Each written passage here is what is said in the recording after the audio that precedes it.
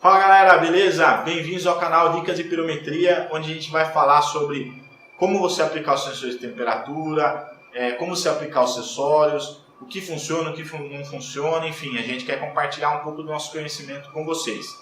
Hoje a gente vai falar dos cabos de compensação e extensão. O que são, como funcionam, acompanhem conosco no Globo Repórter. Brincadeira. Hoje a gente vai falar dos tipos de cabo de extensão de termopares e por que existem vários tipos, várias normas, isolações, bitolas, etc.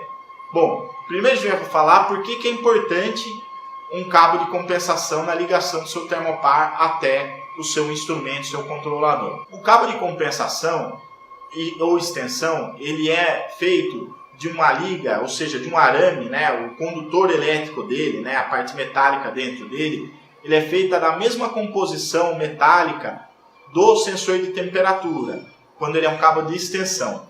Quando ele é um cabo de compensação, ele é feito de uma liga que compensa uma eventual perda, por isso daí o nome compensação para o cabo. Então ele compensa uma eventual perda de sinal no seu processo. Esses cabos são importantes de serem utilizados dentro da ligação do sensor de temperatura até os painéis, por conta que se você utilizar um cabo de cobre ou qualquer outro material, alumínio, que seja, na ligação do sensor de temperatura até o painel, nessa ligação você vai fazer um novo termopar e vai zoar toda a sua medição de temperatura. Não façam isso, usem os cabos de compensação, porque senão o barato sai caro. Dentro dos tipos de cabo de compensação, a gente tem vários tipos de isolação, e a gente vai falar um pouquinho desses tipos agora. A gente tem o tipo de isolação de PVC, onde resiste até 130 graus de temperatura contínua. Pessoal, é importante vocês fazerem a seguinte distinção. O meu termopar está trabalhando em 1000 graus, mas onde está passando o cabo está em temperatura ambiente.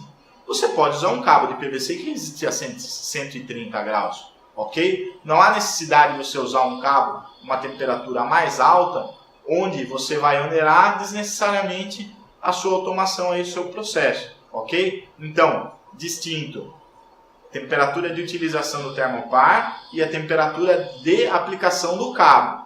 Sempre a gente vai estar falando, quando a gente está escolhendo a capa do cabo, na temperatura de onde o cabo vai passar, ok? Desde o cabeçote lá, onde fica o sensor de temperatura, até o painel de instrumento. Na sequência, a gente tem o cabo de Teflon. O cabo de Teflon, ele resiste até 260 graus contínuos. Então, você pode passar o cabo de Teflon próximo de uma parede quente do forno ou de uma chapa de metal, que até 260 graus ele vai proteger o arame do seu fio de temperatura que está ligando no termopar até o instrumento. Temos também o cabo de isolação em capas de silicone, também muito usado para temperatura de até 260 graus. Cabo de silicone, importante ressaltar, ele é muito próximo do de Teflon, só que ele é um pouco inferior na questão de absorção de óleo e água, vapores, por exemplo. Se você tem um cabo de Teflon, ele não vai absorver nada de óleo e água. O silicone, ele também é bem resistente, mas ele pode absorver algumas coisas em relação a esses fluidos aí. É importante ressaltar sempre que quando você for estar escolhendo o termopar, o cabo do seu termopar, a capa do cabo, você deve levar em conta a temperatura e o meio que está sendo medido. Se você, por exemplo, não tem problemas na temperatura, a sua temperatura é 50, 60 graus, só que você tem problemas de água condensada, óleo, pode ser que esse cabo passe por baixo de um forno, dentro de uma instalação onde vai estar respingando água ou óleo, aí não necessariamente você deve escolher o de PVC. Você pode considerar estar usando um cabo de Teflon que não é o higroscópico, ou seja, ele não absorve esses fluidos para dentro da capa dele. Dando sequência, nós temos o cabo de Kapton. Kapton é um material registrado da 3M, que é uma fita em poliamida. E esse cabo ele é resistente a cerca de 250, 260 graus também, bem próximo do Teflon, só que ele apresenta algumas condições específicas dentro de alguns picos e abrasão que são relativamente superiores ao Teflon.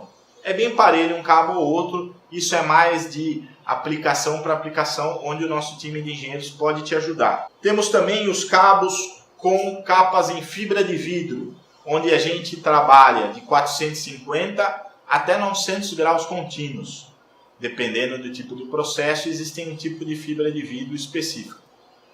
Esses cabos eles são excelentes para alta temperatura, só que eles são péssimos para absorção de água e fluidos.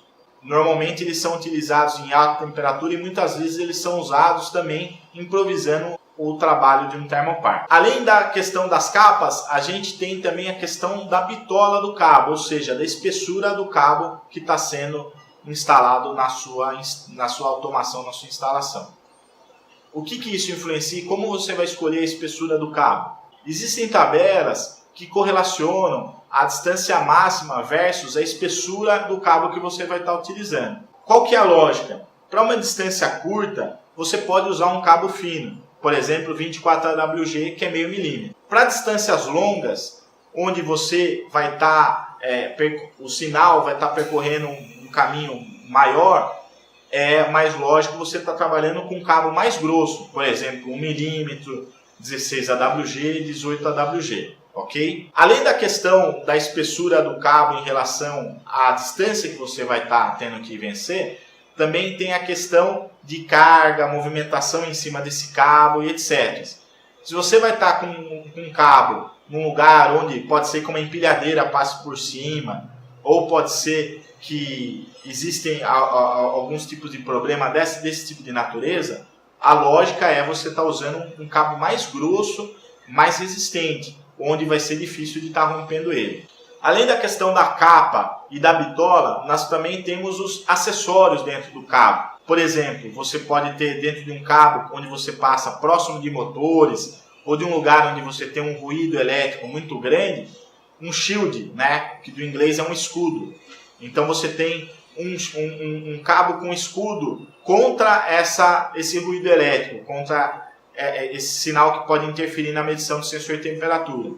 Então você pode usar uma fita aluminizada, que é uma fita que passa dentro do cabo, blindando ele contra ruídos elétricos, ou você pode ter também uma trança externa, que vai estar trabalhando como se fosse um eletroduto, por exemplo, dando essa característica de shield, mais a questão de resistência mecânica também ao cabo. Pessoal, é isso aí, eu tentei resumir aí bem rapidamente quais são as características mais importantes na hora de você escolher o seu cabo para pirometria e também para instrumentação, ok? Qualquer dúvida, sugestão, crítica, mande um e-mail para o ajuda@lutal.com.br. A gente vai ter o maior prazer em estar conversando com vocês. Quem gostou, dá um like, se inscreve no canal e vamos se falando no próximo vídeo. Um abraço, até a próxima, fiquem com Deus. Obrigado!